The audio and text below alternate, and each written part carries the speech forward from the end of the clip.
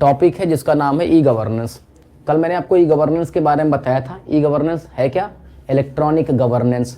मैंने कहा था ये एक इंफॉर्मेशन कम्युनिकेशन टेक्नोलॉजी है जिसके माध्यम से क्या करते हैं, गवर्नमेंट से संबंधित जो भी सेवाएं होती हैं वो सिटीजन को प्राप्त हो जाती हैं। ये सब बातें कल हमने कह दी थी, बता दी थी। कैसी क्या चीज़ है ये, फिर से एक बार देख लेना क्योंकि बहुत बार पूछा भी गया। ई गवर्नेंस का पूरा नाम है इलेक्ट्रॉनिक गवर्नेंस। और गवर्नेंस का मतलब क्या होता है ये आपको पता ही है, क्या होता है? शासन होता है। तो ये है क्या? ये एक आईसीटी यानी एक टेक्नोलॉजी है, इंफॉर्मेशन कम्युनिकेशन टेक्नोलॉजी है, जिसमें सरकार द्वारा जो प्रदत्त सेवाएं होती हैं किसको, हम जैसे सिटीजन्स को प्राप्त होती हैं। किस माध्यम से? इलेक्ट्रॉनिक माध्यम से, या यूं कहो इंटरनेट के थ्रू होती हैं। किसके थ्रू? इंटरनेट के थ्रू। अब सरकार ने तमाम अपनी वेबसाइटें बना रखी हुई हैं। उन वेबसाइटों पर बहुत सारी अलग अलग सर्विसेज हैं। उन सर्विसेज को हम प्राप्त करते हैं जैसी हमको जरूरत पड़े। अब उसी उदाहरण में कल मैंने आपको बताया था ई गवर्नेंस के तौर पर आईसीटी, क्या बताया था?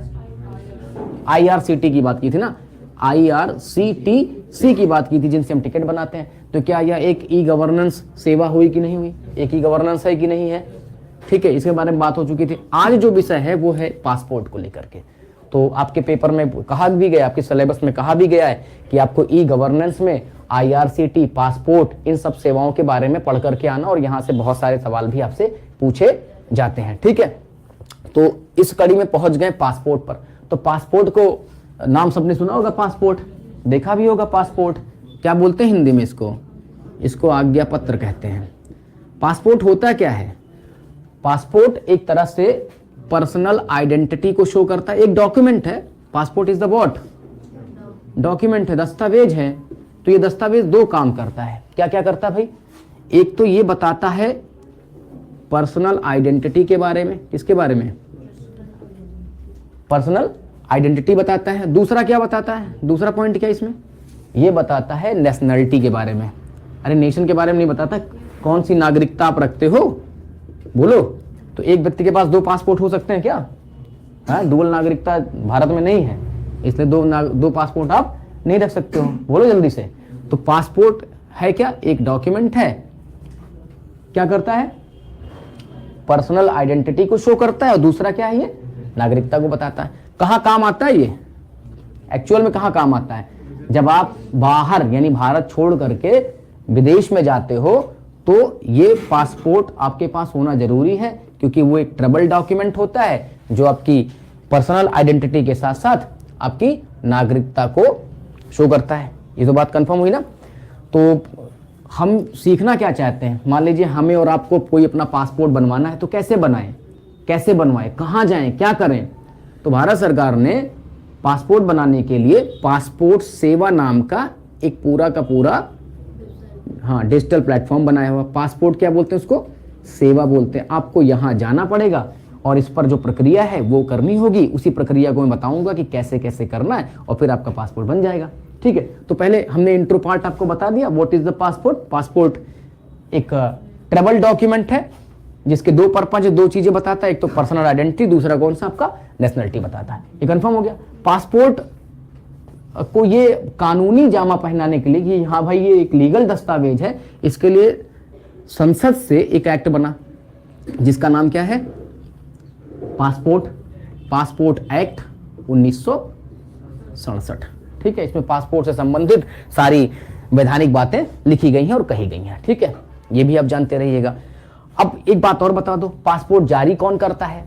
अब आप मुझे ये मत समझा देना कि पासपोर्ट गवर्नमेंट ऑफ इंडिया, बिल्कुल गवर्नमेंट ऑफ इंडिया ही जारी करेगी, भारत सरकार ही जारी करेगी। लेकिन मैं चाहता हूं कि भारत सरकार के उस मंत्रालय का नाम लिखा जाए जो इसको जारी करता है। कौन जारी करता है? इसको जारी करता है भारत का विदेश मंत्रालय। कौन सा मंत्रालय? विदेश मंत्रालय। अंग्रेजी में क्या बोलोगे? Ministry of external affairs. तो मिनिस्ट्री ऑफ क्या लिख लीजिएगा? External affairs. ठीक है, पासपोर्ट देखियो, दिखाऊं? है किसी के पास? किसी ने बनवाया अभी तक? अच्छा, तुम्हारा बना, तुम जाने वाले हो ना? अच्छा, बनवाओगे तो आज सीख लो कैसे बनाना है, कैसे अप्लाई करना है, क्या क्या करना होगा बताऊंगा। ये तो था इसका थ्योरेटिकल बैकग्राउंड, इसको जितना था ये सारी बातें नोट कर लो। लिख लिया सबने? बोलो भाई। अच्छा, बहुत लोग क्या करते हैं ना, पासपोर्ट को ही वीजा भी समझने लगते हैं। पासपोर्ट और वीजा ये दोनों ही अलग अलग क्या है, डॉक्यूमेंट है। वीजा का मतलब होता है कि भाई जिस देश में आप जाना चाहते हो उनके यहाँ जाने के लिए आपको परमिशन लेनी पड़ेगी, उनके यहाँ आपको एडमिशन लेना पड़ेगा, परमिशन लेना पड़ेगा। अब उसके एवज में या तो वो फ्री दे सकते हैं या फिर क्या देंगे, पैसा देंगे। तो भारत सरकार ने तमाम देशों के साथ बहुत अच्छे हमारे रिश्ते हैं, इस वजह से उनके यहाँ कहीं कहीं वीजा फ्री भी है। लगभग मुझे याद नहीं आ रहा एग्जैक्टली, लेकिन 45-46 ऐसी कंट्रीज हैं जहाँ पे हमें वीजा नहीं जरूरत पड़ती है। आप सीधे उनके यहाँ जा सकते हो, उनके लोग हमारे यहाँ आ सकते हैं, उसके लिए वीजा की जरूरत नहीं पड़ेगी। तो वीजा फ्री मतलब क्या हुआ, इस वीजा को नाम के दस्तावेज को लेने के लिए कोई पैसा देने की जरूरत नहीं पड़ेगी। बात समझ में आई? अच्छा, पासपोर्ट की भी एक रैंकिंग भी होती है। एक संस्थान है हेनले, नाम सुने हो? हेनले, खबर अबर पढ़ते नहीं होगे, ना अखबार पढ़ते होगे, ना तुम्हें उससे मतलब है। अच्छा, अखबारों में खबरें कहाँ हैं, तो पढ़ते हो नहीं सारी चीज़ों को, पढ़ो तो पता चले दुनियादारी क्या चल रही। पासपोर्ट की रैंकिंग होती है कि भैया किसका पासपोर्ट ज़्यादा शक्तिशाली है। ऐसा नहीं 2 पासपोर्ट लड़ा देंगे, भाई एक देश का दूसरे देशों के साथ कैसा संबंध है। तो जापान और सिंगापुर के पासपोर्ट की रैंकिंग 1 नंबर पर है। ये पासपोर्ट ज़्यादा पावरफुल माने जाते हैं। इसका मतलब है कि इनके तमाम देशों में, जो हमारे यूएन में अधिकृत 193 देश हैं, उनके अंतर्गत उनके पासपोर्ट को लगभग सारे लोग एक्सेप्ट करते हैं। उनका पासपोर्ट देखेंगे तो फिर आपको फ्री वीजा की सर्विसेज होगी या वीजा ऑन अराइवल होगा या जैसा भी कुछ रहेगा, तो वहाँ पे सारी चीज़ें आपको मिल जाती हैं आराम से। इस रैंक में भारत का रैंक कौन सा है? हाँ, 85। अभी हेनले ने रैंकिंग की तो भारत का पासपोर्ट है 50वें नंबर पर, 85 मार्क्स में। ठीक, तो हमारे पेपर के दृष्टिकोण से सारी चीजें तो नहीं आने वाली हैं, मेन चीजें पूछी जाएंगी। पासपोर्ट बनवाने के लिए जो प्लेटफॉर्म है, जो ई गवर्नेंस है, उसका नाम क्या है? पासपोर्ट सेवा है। तो चलिए अब आपको ले चलता हूं वेबसाइट की तरफ और वहां बताता हूं कि कैसे पासपोर्ट आपको अप्लाई करना है।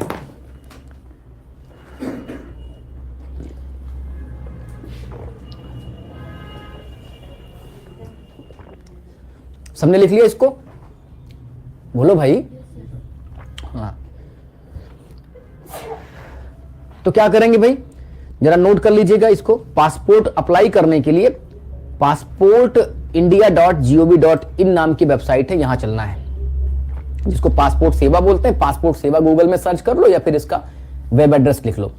पिछली बार CCC की परीक्षा में पूछा था कि पासपोर्ट सेवा का सही URL कौन सा है, और नहीं तो कुछ लोग नकली पासपोर्ट बना दें, जेल भी जाएंगे।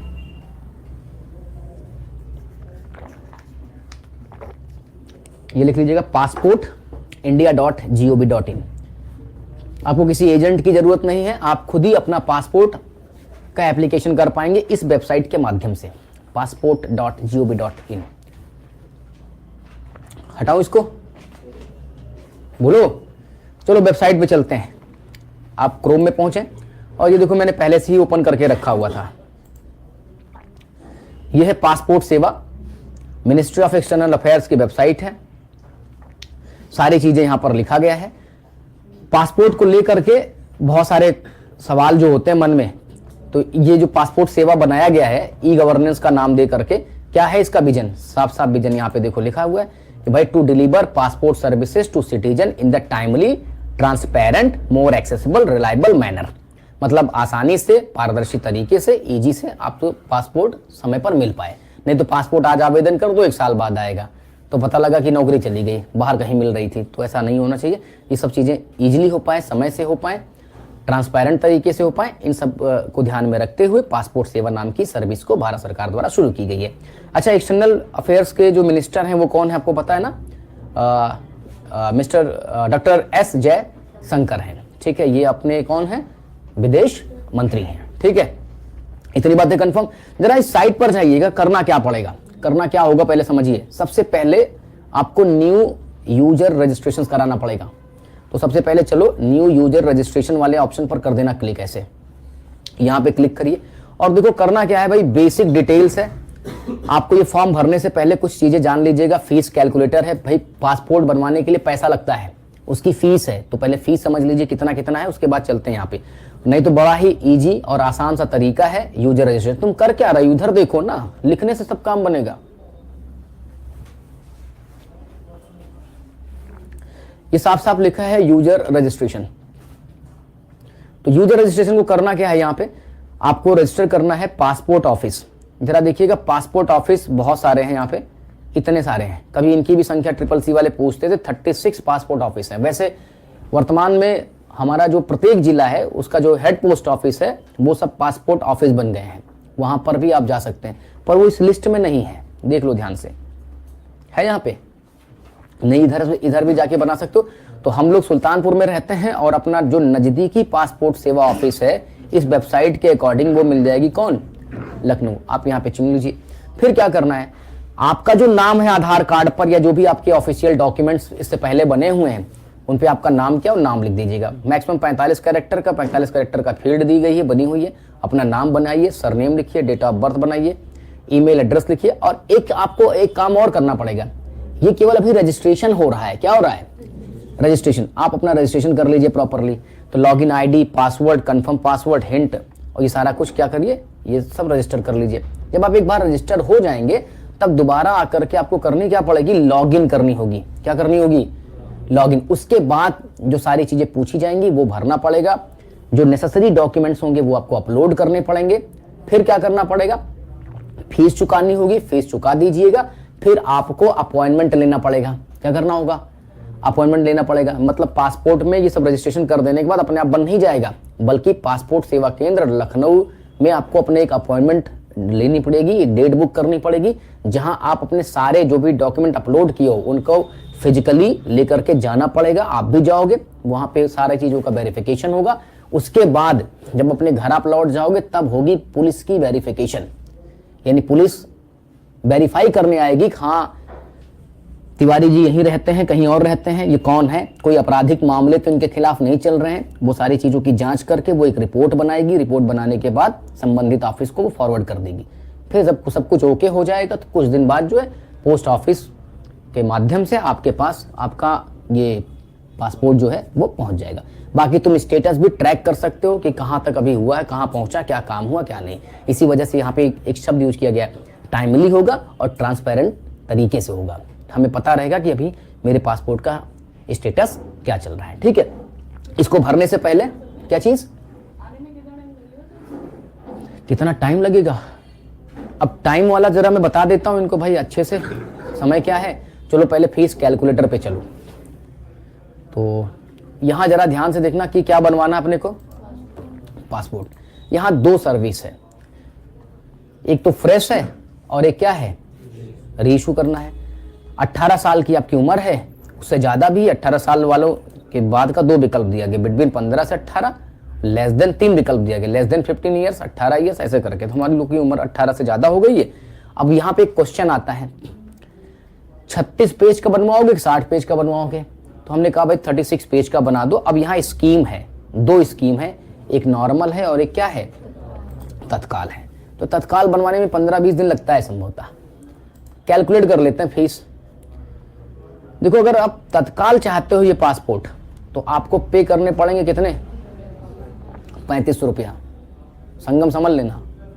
और अगर आप 60 पेज वाला चाहते हो कि तत्काल बनवाया जाए तो इसका पेज जरा देख लो, इसकी फीस कितनी है, इसकी फीस पड़ जाएगी तुमको 4000 का। ठीक है, और अगर यही तत्काल ना बनवा करके आप चाहते हो कि नॉर्मल प्रोसेस के थ्रू आए तो ये तकरीबन पैसा पड़ेगा आधा। तो कौन सा बनवाना चाहते हो ये आप तय कर लो। ठीक है भाई, पासपोर्ट में पन्नों की संख्या रहती है।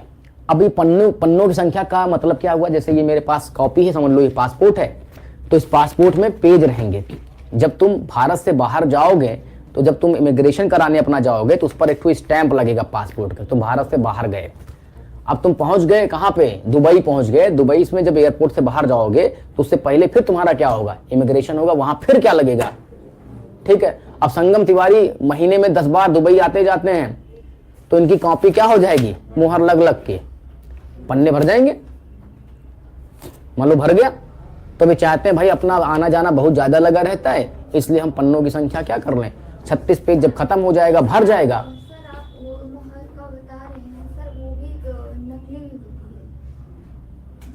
जेल जाओगी?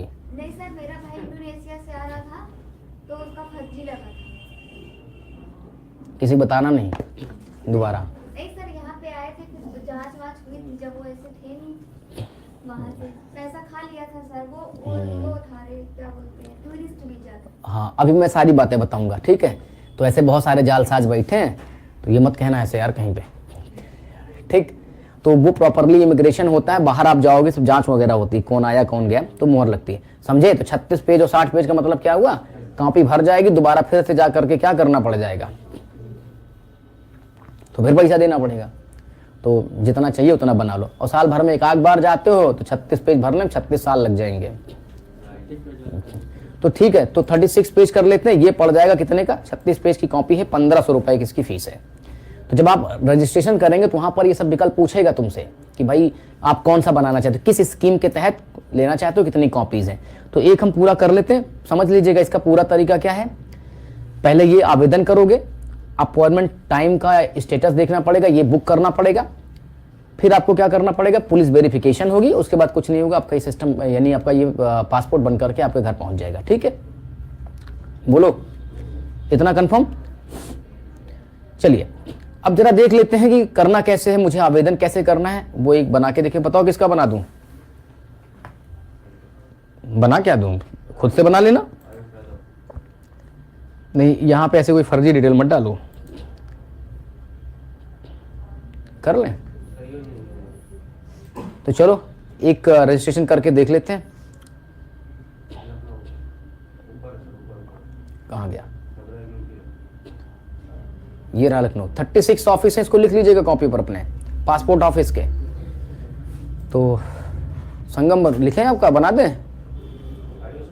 अरे बोलो यार,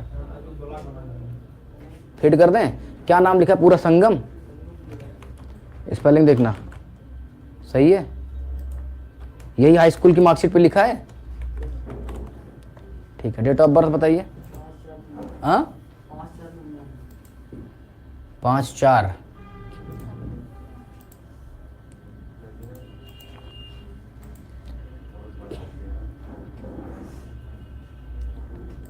ठीक है, ये हमने यहाँ पे जा करके क्लिक कर दिया और ये बन गया। ईमेल आईडी है आपकी, बताइए। हाँ, संगम और 14, अरे तो मास हटाओ पहले यार, 143@, ठीक है। अब ये कह रहे do you want to log in ID same as a email ID, मतलब चाहते हो कि ईमेल आईडी से ही लॉगिन करने जाएं। हाँ कह दो, हाँ ठीक है। संगम तिवारी कंफर्म है, स्पेलिंग देख लेना, यस ANGM यही है ना, ठीक है। @gmail. पासवर्ड सेट करना पड़ेगा, तो ये पासवर्ड किसी को बताइएगा नहीं, मैं बना दे रहा हूं, मुझसे ले लीजिएगा, ठीक है।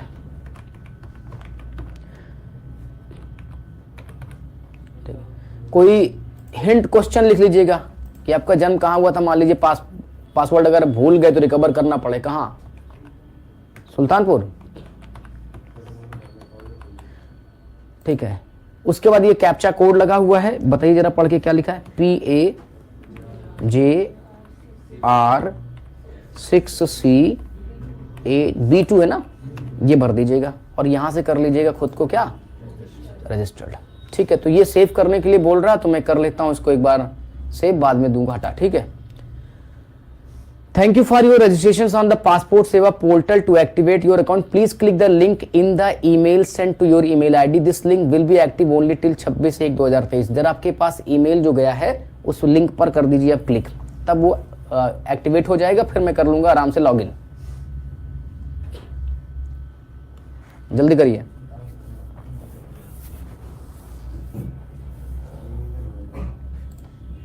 तुम इतना बोल कह रहे हो जी,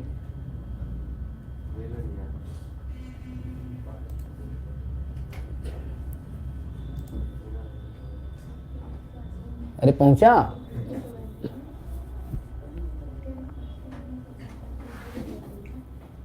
तत्काल के लिए कोई एडवाइजरी आई हुई, यहां से पढ़ लीजिएगा जाकर के। मैं सिंपल सा आपको बता रहा हूं भाई, संगम नहीं ढूंढ पा रहे हो क्या, हाँ, रिफ्रेश करिए।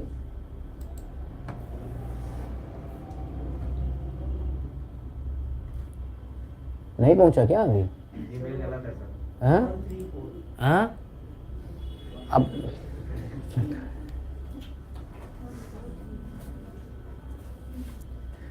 यार आपको अपना ना तो ईमेल आईडी याद है, ठीक है, ना ठीक से नाम पता है कि हाई स्कूल की मार्कशीट पर क्या लिखा हुआ है। ब्लंडर कर दिए। अभी एक लाइव क्लासेस में मैं मौजूद हूं, क्या करूंगा, कैसे लॉगिन करूंगा।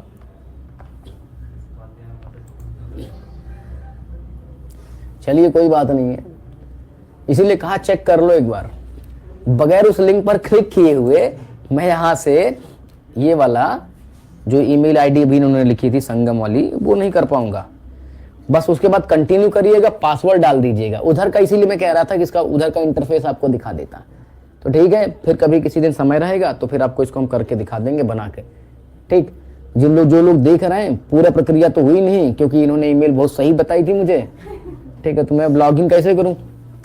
तो लॉगिन आईडी यहां डालिएगा, उसके बाद कंटिन्यू कर दीजिएगा। इस बात को सीख लो, नहीं तो 150-200 रुपया दे करके तुम ऑनलाइन कराओगे इसको। किसी से कहोगे कि मेरा भैया कर दो, एक तो बढ़िया सा फोटो खिंचवा लेना, अच्छा सा, पासपोर्ट में लगेगी, इसीलिए पासपोर्ट साइज की फोटो आती है, तो बढ़िया से खिंचवा लेना। उसके बाद सारे डॉक्यूमेंट यहाँ पे जब आगे अभी मैं इसका इंटरफेस खोलता तो आगे नजर भी आता कि क्या क्या चीजें उसमें आपको फिल करनी है। तो सारा कुछ भरिएगा, सारी डॉक्यूमेंट सबमिट कर दीजिएगा, फिर अपॉइंटमेंट अपना बुक कर लीजिएगा। क्या कर लीजिएगा, है कोई बनवाए थे ऐसा कुछ? तो पासपोर्ट ऑफिस जरा देख लेते हैं लखनऊ की क्या स्थिति है। अब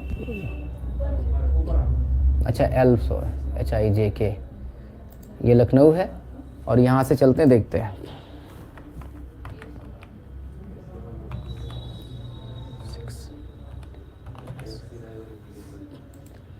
चेक कर लेते हैं कि क्या स्थिति है, अपॉइंटमेंट की मिल पाएगी कि नहीं। क्या बता रहा है ये लॉगिन करना पड़ेगा।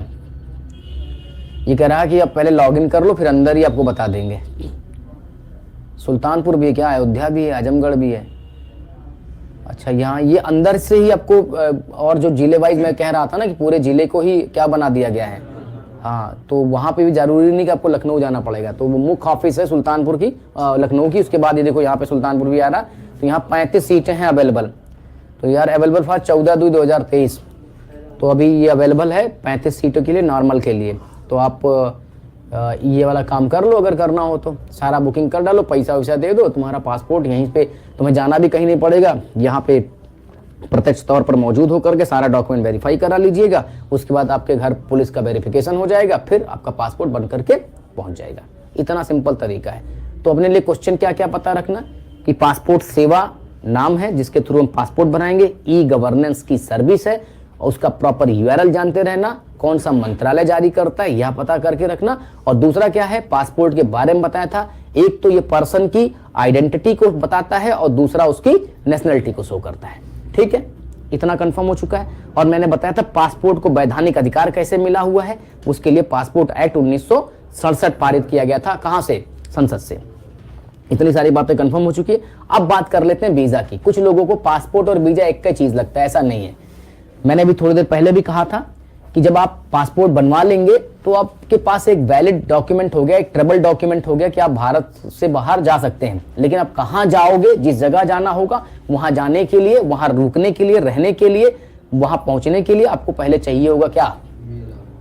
वीजा चाहिए होगा। तो आपको वीजा भी अप्लाई करनी पड़ेगी। भारत सरकार ने यहां भी सेवा दे रखी है कि आप ऑनलाइन वीजा का भी एप्लीकेशन दे सकते हैं, कर सकते हैं। ठीक है, तो जल्दी से एक चीज और नोट कर लीजिएगा, वीजा का मतलब क्या होता है, वीजा का फुल फॉर्म क्या होता है, वो भी लिख लीजिएगा। तो वीजा का फुल फॉर्म क्या होता है? Visitors international stay admission. Visitor international stay admission, ठीक है, visitors international stay admissions. Latin में इसका मतलब होता है document that has been seen, दस्तावेज जिसे देख लिया गया है।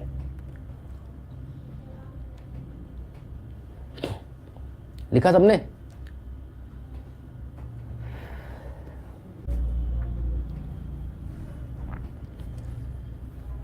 हो गया? क्या है ये? It is the permission given by the government of a country to person to visit and stay in the country for the specified period of a time. तो जो भी जिस भी जगह आप जाओगे वहाँ की सरकार आपको अनुमति देती है कि आप उनकी कंट्री में स्टे कर सकते हो एक सर्टेन समय के लिए। ठीक,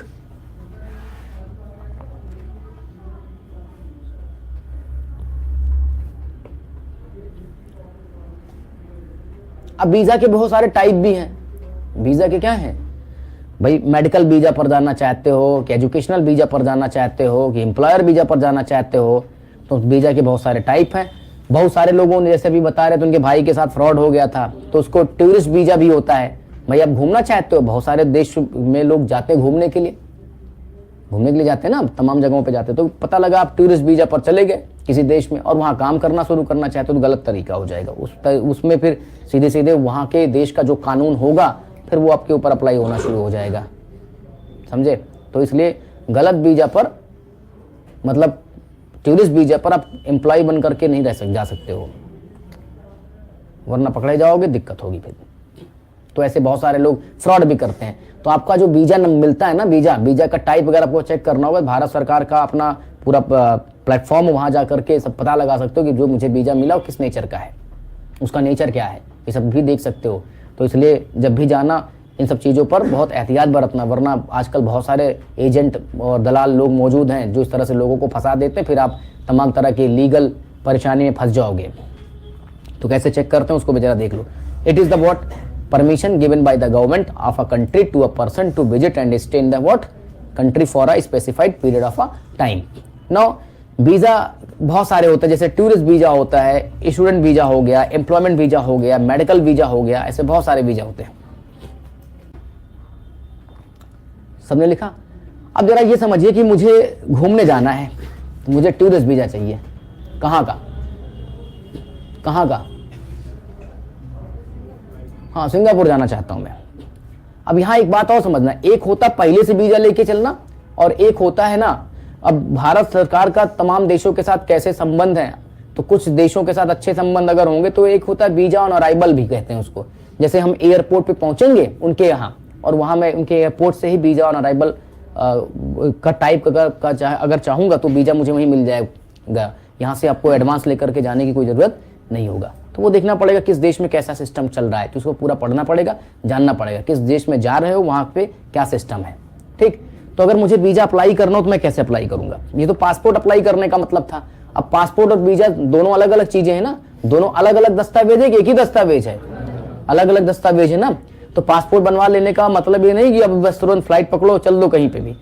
तो जिस देश में जाओगे वहां रुकने रहने के लिए आपको परमिशन चाहिए होगी वहां की गवर्नमेंट से। तो वहां की गवर्नमेंट से हमें क्या चाहिए होगा? वीजा। कैसे मिलेगा? गूगल बाबा के पास चलो और लिखो क्या? वीजा ऑनलाइन, ये सर्च कर लो, ऑनलाइन एप्लीकेशन। तो भारत सरकार की वेबसाइट है, मुझे .com वगैरह नहीं भाई, इंडियन गवर्नमेंट की चाहिए site. Apply for Indian visa online, Indian visa. तो चलते हैं यहाँ पे देख लेते हैं। बाकी यहाँ जाके पढ़ लीजिएगा, apply for Indian visa online something ऐसा कुछ लिखा हुआ है। तो एक काम करते हैं, कल प्रॉपर वेबसाइट वगैरह में ढूंढ करके लेकर के आऊँगा, तौर तरीके आपको बताऊँगा, फिर कर लीजिएगा। नहीं तो बहुत सारे और भी तरीके हैं, उनसे जान लीजिएगा, समझ लीजिएगा। बस आज के लिए इतना रखते हैं। इसलिए कोई ये कह दे कि OTP की वैलिडिटी क्या है तो उसका कोई फिक्स टाइम नहीं है। अच्छा, एक चीज़ और है, एक वर्ड और पढ़ना कि one time password authenticate user for the single login. और ये भाव ये करता, इसको कहते हैं 2FA, टू फैक्टर ऑथेंटिकेशन। क्या बोलेंगे हम?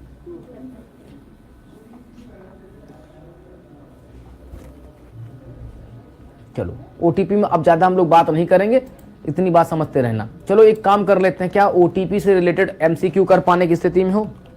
OTP पे MCQ बन सकता है? चलो देखते हैं कितने लोग OTP से रिलेटेड MCQs फेस कर पाएंगे। क्या लिखे? गलत लिखे क्या? अच्छा, OPT ना यार, OTP कहीं कुछ और मैटर ना समझ ले वो। एग्जाम बेदास की वेबसाइट खोलता हूँ, या मैं सबसे ज़्यादा मुझे पसंद है सन फाउंड्री के वेबसाइट्स, पर वो नेटवर्क सिक्योरिटी सवाल है। चलो, अब कुछ यहाँ मैंने वेबसाइट ओपन कर ली हैं, इनको यहाँ से हटाओ पहले। और मैं दिखाना चाहता हूं कि यहां से कितने क्वेश्चन हम लोग से पिक हो पाएगा। क्वेश्चन वहाँ है भी कि खाली फालतू पेज बना है।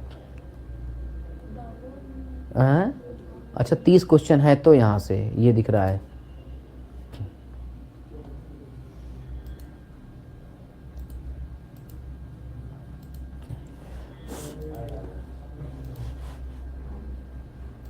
ये है क्या?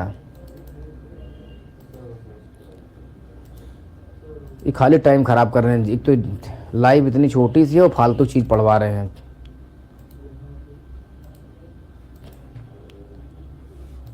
मुझे लगता है ये हमको बनाया लल्लू। हाँ। अब बताओ इसको, जल्दी से बताओ क्या है। ये तो नहीं होगा, ये नहीं, ये OTP का नहीं है, ये है।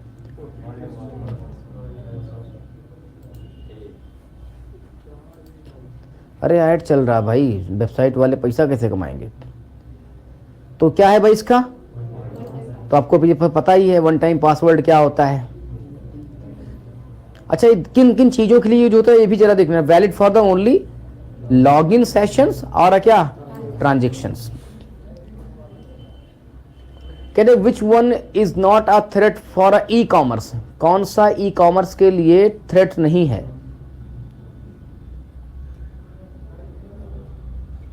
तो सारे होने चाहिए। हाँ डी, और क्या, बिल्कुल है। ये सब सारे थ्रेट्स हैं भाई, ट्रोजन हॉर्स ये सब वायरसेस नहीं है। अब ई कॉमर्स में कहाँ चले गए? मैं कुछ और ढूंढना चाह रहा था कि OTP से रिलेटेड कोई क्वेश्चन हो, बस एक ही सवाल था। चलो छोड़ो, आगे बढ़ो। हाँ जितना जरूर था उतना बन गया। अब हमारा जो सिलेबस है उसके हिसाब से अगला जो क्वेश्चन आ रहा है वो आ रहा है QR। क्या आ रहा है? QR code. जल्दी से लिखो QR कोड के बारे में। क्या फुल फॉर्म होती है भाई QR की? Quick response. Quick response, QR code, quick response.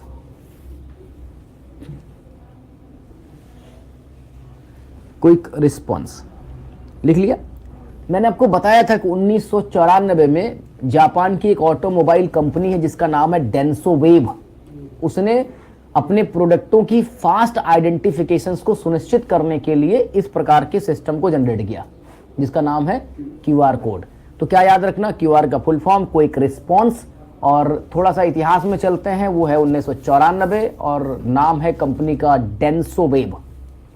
कौन सा? डेंसोवेव। लिखा सबने? क्या लिखे? हाँ डेंसोवेव।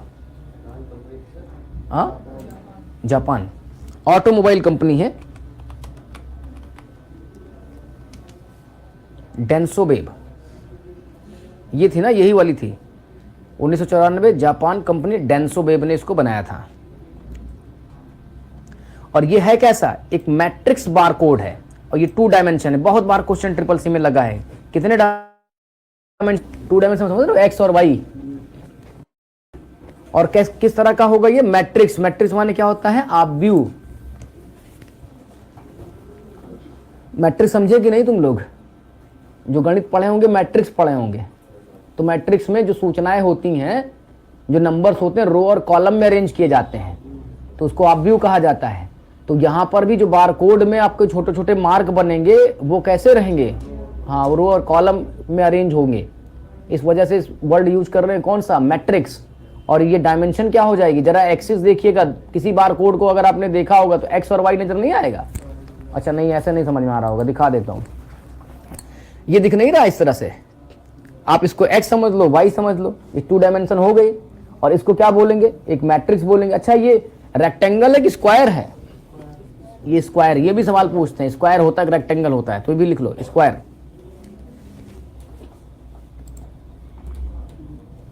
हाँ आपके पेपर के लिए जो काम की सूचना है, सन 94 कंपनी का नाम डेंसोवेव, जिसने सबसे पहले QR का इनिशिएटिव लिया था। और ये है मैट्रिक्स बारकोड, 2 डायमेंशन बारकोड होता है और स्क्वायर में नजर आएगा। स्क्वायर होगा। ये कैसा होगा? स्क्वायर। नहीं समझे? आ गया? ठीक है, इतनी काम की सूचना होगी। अब इस पेमेंट में कैसे यूज हो रहा है? मान लीजिए मेरा कोई UPI एड्रेस है तो उस पर अगर उस पर पेमेंट करना है तो आज के समय या तो यूपीआई एड्रेस आप टाइप करो या फिर उसी का क्या बन जाएगा, क्यूआर कोड जनरेट हो जाएगा। तो क्यूआर कोड जनरेट अगर हुआ तो आप उसे स्कैन करोगे, कहाँ पे, अपने इस तरह के जो पेमेंट ऐप हैं उनसे स्कैन करोगे और फिर उसके थ्रू आपकी जो डिटेल होगी उस सिस्टम पे आ जाएगी और फिर वो पे कर दीजिएगा उससे। तो क्यूआर कोड के थ्रू कितने लोगों ने पेमेंट किया अभी तक, सब स्कैन कर लेते होगे ना। अच्छा अगर वो ना करते तब क्या करते, कहते भैया खाता नंबर बताओ, फिर IFSC कोड बताओ या मोबाइल नंबर बताओ, इतना ताम झाम करना पड़ेगा तब पे कर पाओगे। तो एक आदमी यही सूचना देते रहे, फिर कहे मिला लो, और क्यूआर में ऐसा कुछ करना पड़ेगा, स्कैन करो पे करो, तो जल्दी हो गया कि नहीं हो गया, सही है ना। तो क्यूआर कोड जो प्रोडक्टों के आइडेंटिफिकेशन के लिए डेंसो वेब ने जनरेट किया था, अब उसको हम डिजिटल फाइनेंशियल टूलों में भी क्या करने लगे हैं, यूज करते हैं, जिसके थ्रू इमीडिएटली जल्दी से जिसको पे करना उसकी डिटेल प्राप्त कर लेते हैं, फिर आसानी से उसको हम पे कर पाते हैं। ठीक है, अब बात आती है अगर आपको क्यूआर कोड जनरेट करना हो तो कैसे बनाएंगे। एक तो जो भी आप ऐप यूज कर रहे होते हो उसके थ्रू आराम से आसानी से वो ऑटोमेटिकली क्यूआर कोड बन जाता है। पर अगर आपको क्यूआर कोड जनरेट ही करना हो अपने यूपीआई एड्रेस का तो कैसे बनाओगे, किसी के पास है यूपीआई कोड,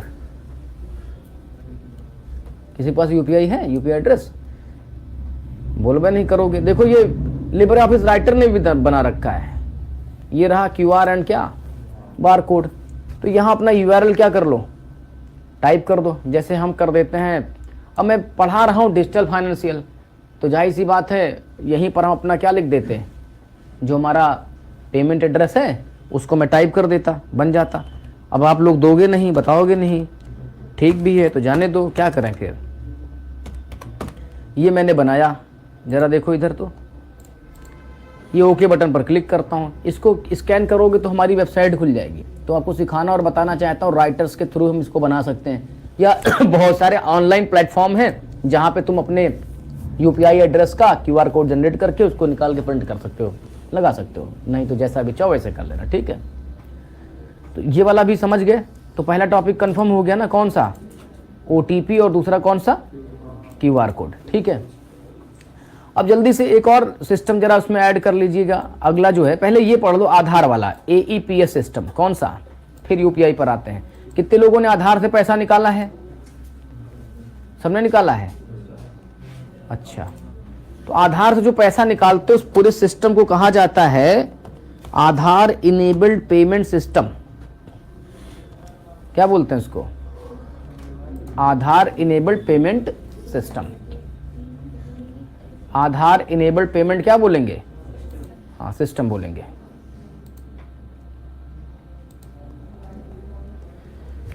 आधार इनेबल्ड क्या हो जाएगा भाई, हाँ पेमेंट सिस्टम, फुल फॉर्म बनाया सबने, हाँ AEPS। अब जरा इसके लोगों को ध्यान से देखो, यहाँ अंगूठा वाला कुछ निशान जैसा नहीं लग रहा है, हाँ आधार इनेबल्ड पेमेंट सिस्टम। बताइए जल्दी से, क्या कैसे पैसा निकालते हैं या जमा करते हैं आप लोग आधार के थ्रू, कैसे निकालते हैं, बड़ा आसान है, बताओ क्या करना पड़ता है। पहले आधार कार्ड दे देते हो, और फिर कहता फिंगर लगाओ, फिर पूछता कितना चाहिए पैसा, वो बताते हो, फिर वो दे देता पैसा तुम्हें। ऐसे क्यों ना, उस पूरे सिस्टम को क्या कहते हैं, आधार इनेबल्ड पेमेंट सिस्टम। क्या बोलेंगे, आधार enabled payment system.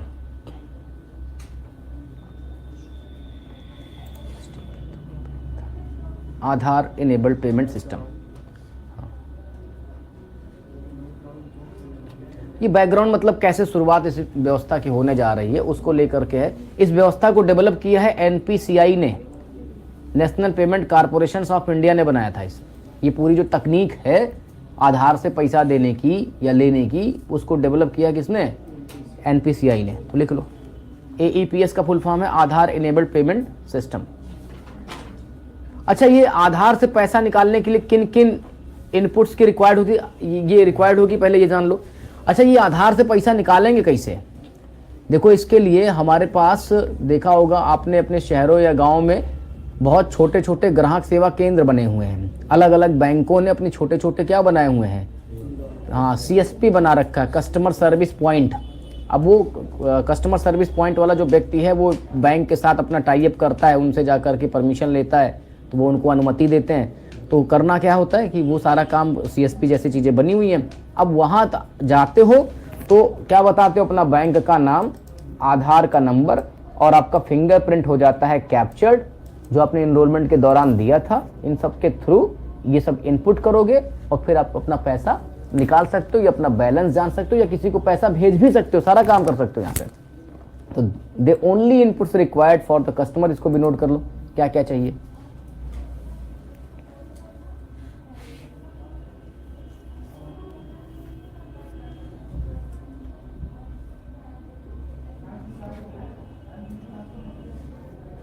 Bank name, Aadhaar number, fingerprint captured and during enrolment.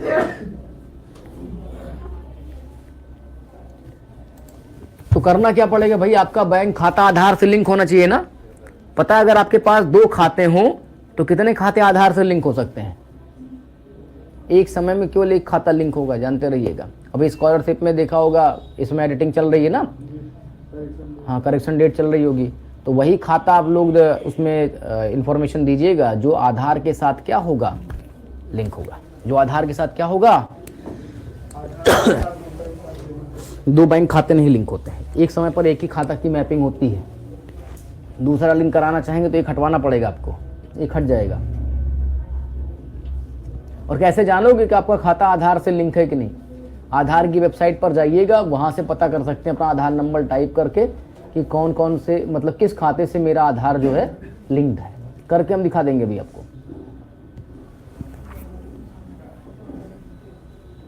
तो ये लिख लिया, bank name, Aadhaar number, fingerprint capture during the enrolment.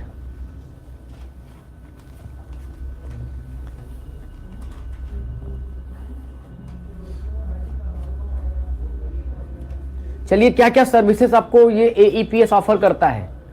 पैसा जमा भी कर सकते हो कि नहीं? खाली पैसे निकालने जाते हो, जमा भी किए हो कि नहीं? पैसा जमा करना है मुझे, क्या करूं? CSP के पास पहुंचूंगा, उनको पैसा दे दूंगा, अपना आधार नंबर बता दूंगा, ठीक है, बैंक बताऊंगा, आधार नंबर दूंगा और फिर फिंगर लगा दूंगा, वो पैसा मेरे खाते में डाल देंगे। तो कैश डिपॉजिट कर सकते हो, विड्रॉल कर सकते हो, बैलेंस की इंक्वायरी कर सकते हो, मिनी स्टेटमेंट ले सकते हो, आधार टू आधार, ठीक है। कहाँ डालेंगे पैसा? फिर अकाउंट नंबर दे, तो आधार से पैसा नहीं जमा हो सकता है? आज जाके करके देखना। अधिकांश बार तुम पैसा निकालने गए होगे यार। पैसा डिपॉजिट करने का एक तरीका है। आज के समय में देख रहे होगे ATM जैसी मशीनें लगी हुई हैं, वहाँ ATM कार्ड लगा दो, पैसा नोट रख दो, खुद ही गिन लेगी, खाते में पैसा पहुंच जाएगा। एक तरीका तो ये हो गया। दूसरा, प्रत्यक्ष बैंक में ब्रांच में पहुंच जाओ, वहाँ जा करके डिपॉजिट वाला फॉर्म भरो, उसको दे दो, वो पैसा जमा कर देगा, ठीक है। तो इसमें भी जाके कर सकते हो। तो पैसा जमा करने के लिए तो कई सारे तरीके बन गए हैं, जाइए जमा करिए। तो मैं कह रहा हूँ, मैं बात स्पेशली बात कर रहा हूँ AEPS की बात कर रहा हूँ। तो AEPS हमको कौन कौन सी सर्विसेज ऑफर करती है, उन सब चीज़ों का ब्यौरा यहाँ दिया गया। और ये ब्यौरा मैं नहीं लिख रहा हूँ, इसको NPCI खुद कह रहा है। पैसा भेजने और पैसा जमा करने की जो व्यवस्था है ना, पैसा भेजने और लेने की बहुत सारे तरीके क्या हो चुके हैं इस समय, डेवलप हैं। बस पैसा आएगा कैसे, ये बड़ी समस्या है। बाकी बहुत व्यवस्था बन गई है।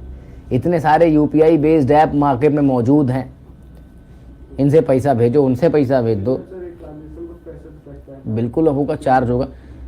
AEPS पे शायद फ्री है, इसमें पैसा नहीं लगता। लगता है इस पे AEPS निःशुल्क है ना, इसमें हमें कोई ट्रांजेक्शन फीस देनी पड़ती है।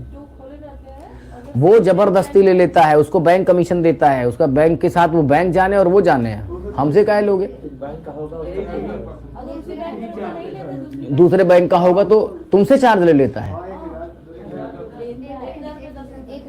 दूसरे बैंक का चार्ज लगता है, दूसरे बैंक पर नहीं लगता। तो कुछ पैसा वो लेते होंगे, मान लो। अभी इतना लिख लिए। तो कैश डिपॉजिट हो गया, विड्रॉल हो गया, बैलेंस इंक्वायरी हो गया, मिनी स्टेटमेंट हो गया, सब कर लेना। और क्या क्या सर्विसेज देते हैं? एक है eKYC। भाई AEPS के थ्रू आप KYC का मतलब समझते हो? KYC मीन्स अपने मतलब बैंक कितने लोग जानते हो KYC full form? Know your customer. तो ई केवाईसी इलेक्ट्रॉनिक केवाईसी भी हो जाती है। लिख लो। एक इसका फुल फॉर्म खूब आता है, बेस्ट फिंगर डिटेक्शंस का।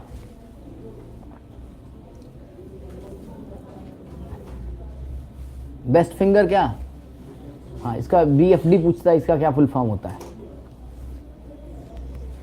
इसमें से एक शब्द मैं आपको और सिखाऊंगा जो आपके पेपर के लायक है, वो है आधार सीडिंग। ये क्या होता है आधार सीडिंग? देखा होगा आज के समय में आपका राशन कार्ड, आपका बैंक अकाउंट जब आप आधार से लिंक करते हो तो उसको बोलते हैं क्या? सीडिंग करना। कौन सा शब्द बोलते हैं? हाँ, सीडिंग करना।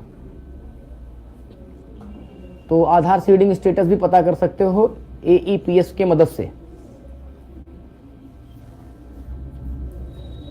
तो कोई आधार कार्ड लेके आया इसमें? पता कर रहे हैं कि उसका खाता उसका आधार किस किस बैंक अकाउंट से जुड़ा है, किस बैंक अकाउंट से जुड़ा है। नंबर बता दो। हाँ, आधार नंबर याद है, लेकिन वो जो OTP आएगी, हाँ, तो रजिस्टर्ड नंबर भी है आपके पास कि पापा वाला लगाए हो? हाँ है। तो क्या है उसका लिखना पड़ेगा क्या? गूगल में चलते हैं, सर्च कर लेते हैं आधार कार्ड, आधार लिंक बैंक, ऐसा कुछ सर्च करते हैं, बैंक लिंक स्टेटस ना। तो हम चलेंगे यहाँ पे।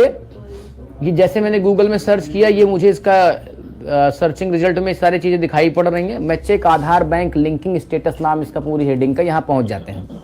ठीक है, इसको मैपिंग करना बोलते हैं।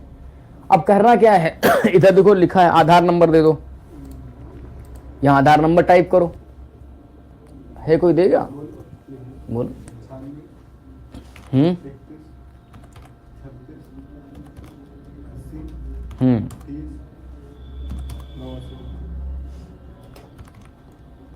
ठीक है, ये रहा सिक्योरिटी कोड 84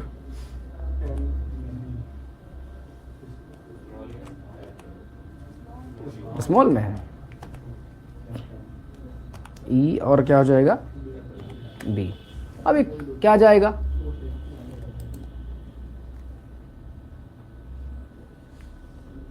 पहुंचा?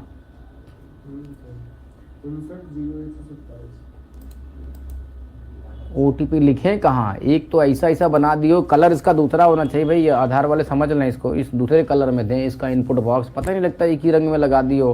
कितना है? 590127। ठीक है, ये हो गई OTP। ठीक,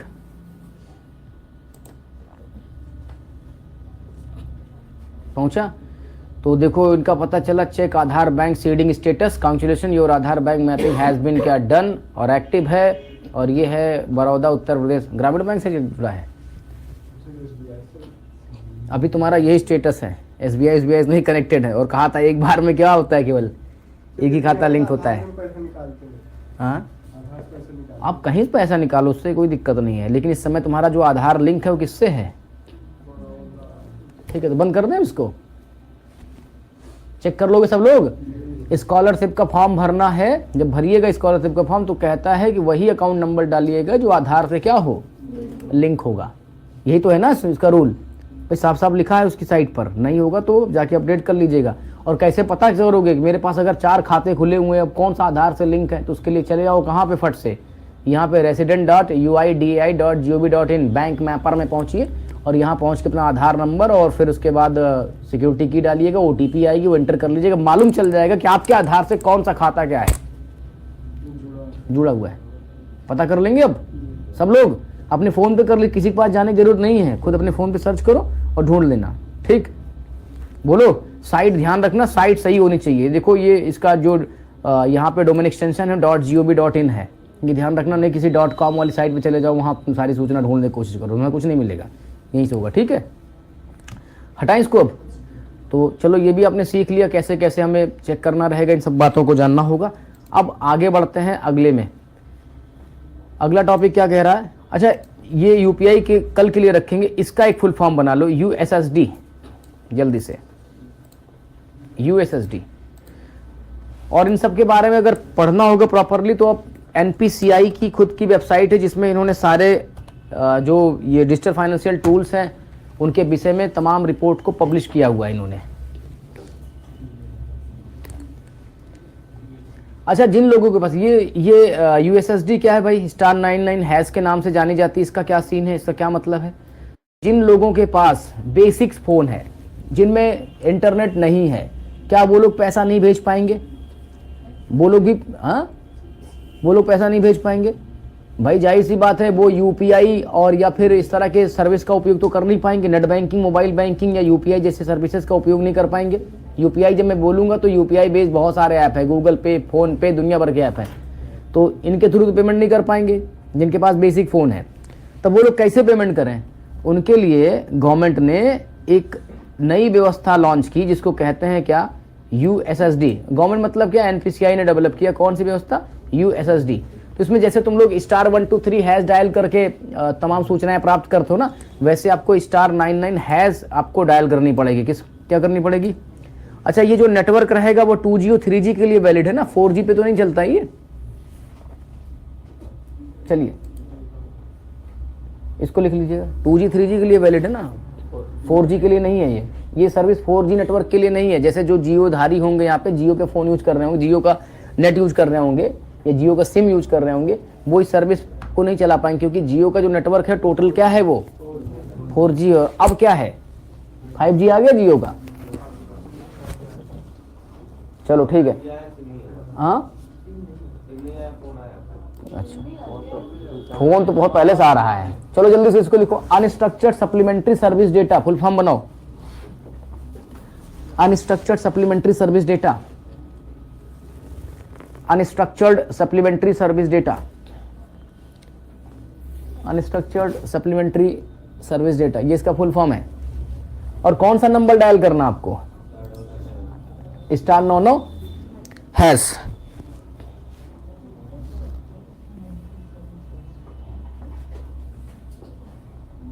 ना ये है क्या, ये USSD based mobile banking service है जिसको एनपीसीआई ने इनिशियली लॉन्च किया था सन 2012 में, मतलब आंशिक रूप से शुरुआत किया था 2012 में। जल्दी से लिखो इसको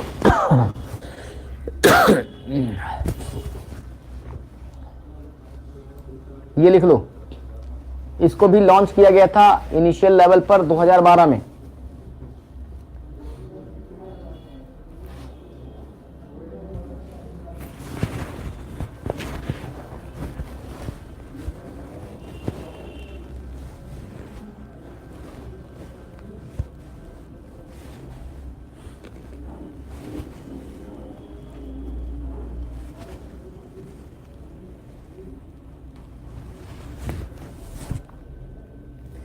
ये वो एक समय जब 2012 में आया था तो ये लिमिटेड टीएसपी थी, ये टेलीकम्युनिकेशन सर्विस प्रोवाइडर बोलते हैं। टीएसपी का मतलब होता है केवल 2 लोग इसको देते हैं सर्विस को, जो एमटीएनएल के लोग होते हैं और दूसरा कौन, बीएसएनएल। ये दोनों ही भारत सरकार का सार्वजनिक उपक्रम है, तो आपको पता होगा कि यही दोनों लोग इसकी सर्विस देते थे। लेकिन बाद में आते हैं कौन,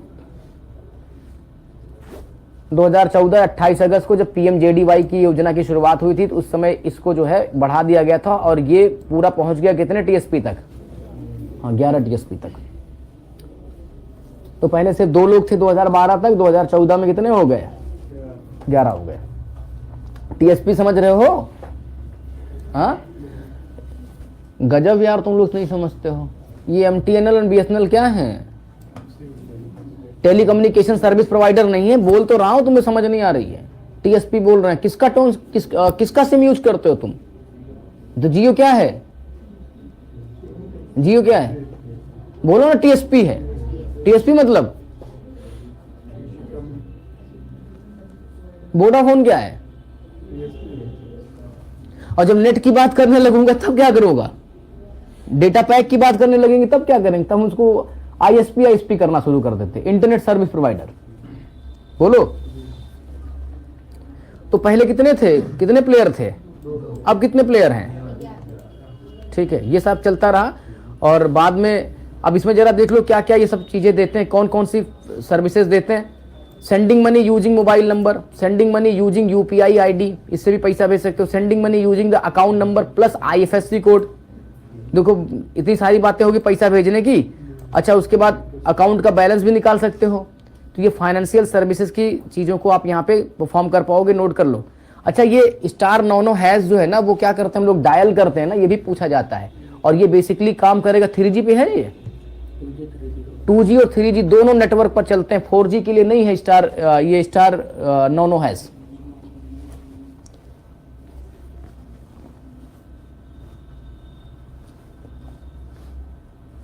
अच्छा, ये पूरा सिस्टम डेवलप किया गया है बैंक और किसके बीच में, TSP के बीच में। ये पूरा इकोसिस्टम डेवलप किया गया जिसके थ्रू आप ये सब पेमेंट की चीजें कर पाएंगे।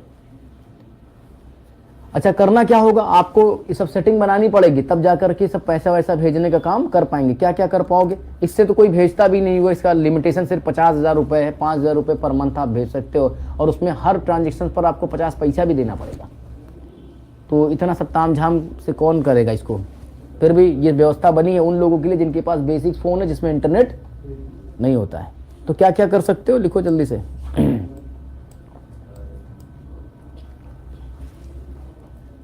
IFSC फुल फॉर्म पता है?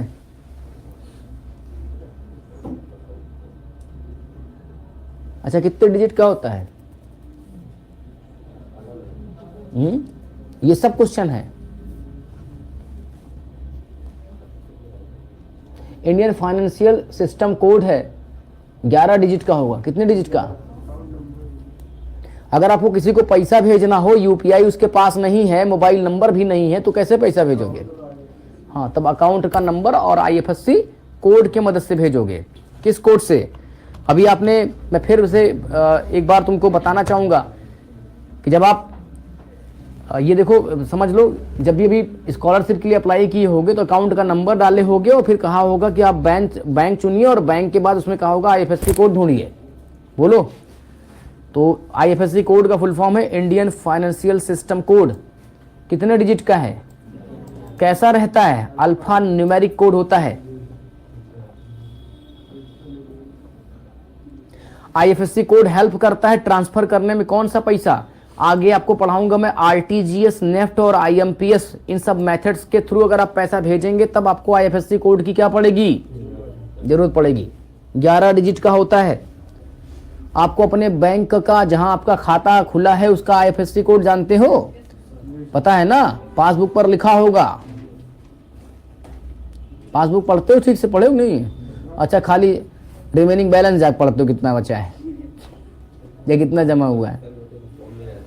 अच्छा, फोन में भी रहता है ना। अब तो पासबुक का जमाना है, प्रिंटेड की कोई जरूरत नहीं है। चलो, अच्छा, ये सब समझ गए। इस सर्विसेज हो गई। और क्या कर सकते हैं? नॉन फाइनेंशियल एक्टिविटी में क्या है, आप अपना पिन चेंज कर सकते हो, सेट कर सकते हो पिन, और चेंज कर सकते हो UPI पिन। और कौन? लास्ट 5 ट्रांजेक्शन देख भी सकते हो। जल्दी से लिखो। अच्छा, मैंने तो शुरू में कह दिया था भैया, बेसिक फोनों के लिए इस सर्विस को डेवलप किया गया था, लेकिन अभी ये वर्क करेगा GSM हैंडसेट्स पे, वो चाहे स्मार्टफोन हो या फिर कोई और फोन हो, इस पर भी चल पाएगा। जो 2G 3G की नेटवर्क की सर्विस दे रहे हैं उन सब पे चलेगा। ठीक है, करना क्या होगा, आपको क्या डायल करना पड़ेगा? स्टार 99#। यहाँ से टाइप करो स्टार 99#, और उसके बाद जो भी डिटेल मांगेगा वो कर दीजिएगा। सब कुछ यहाँ बना, एक छोटा सा वीडियो है, आप चाहें तो देख लें कैसे करते हैं इसको पे।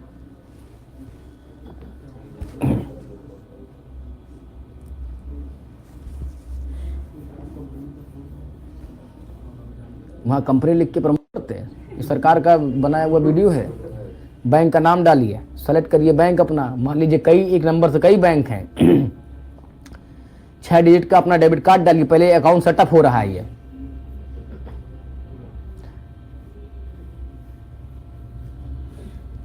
वैलिडिटी डालिए, सारा सब कुछ करना पड़ेगा।